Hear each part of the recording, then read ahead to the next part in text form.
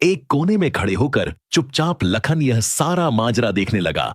जब शाम का समय हुआ तो सभी हकीम और वैद्य धीरे धीरे करके वहां से चले गए। तब लखन राजा के मंत्री के पास गया और बोला, मंत्री महोदय, सभी अपना प्रयास कर चुके हैं, अब एक मौका मुझे भी दिया जाए। लखन की बात सुन मंत्री उसे अपने साथ ले राजा के पास जाता है और लखन का प्रस्ताव राजा के सामने रखता है। बेचारा हर तरफ से निराश हो चुका राजा एक बार अनमने ढंग से लखन की तरफ देखता है, फिर दुखी मन से कहता है, बताओ तुम मेरी बेटी का इलाज किस प्रकार करोगे।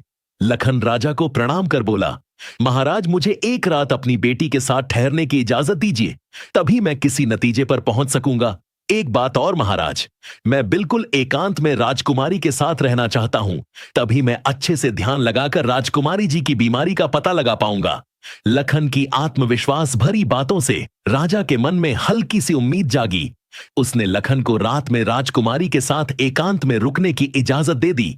राजा की इजाजत मिलते ही लखन राजकुमारी के कक्ष में गया और उससे कुछ दूर एकदम चुपचाप बैठकर उसे देखने लगा। जैसे ही रात के 12 बजे का समय हुआ तो अचेत अवस्था में पड़ी हुई राजकुमारी के मुंह से सांप बाहर निकला और महल के परिसर से होता हुआ जंगल की ओर चला गया। यह सब देख लखन दंग रह गया। वह बिना कुछ हरकत किए चुपचाप वहीं बैठा रहा। जब रात का आखिरी पहर खत्म होने को आया तब वह सांप वापस लौटा और राजकुमारी चंद्रकला के मुख से होता हुआ पूरा उसके अंदर समा गया। दम साधे लखन यह सारा माजरा देखता रहा। सारा माजरा देख उसे समझते देर न लगी कि राजकुमारी की सारी बीमारी की जड़ यह सांप ही है।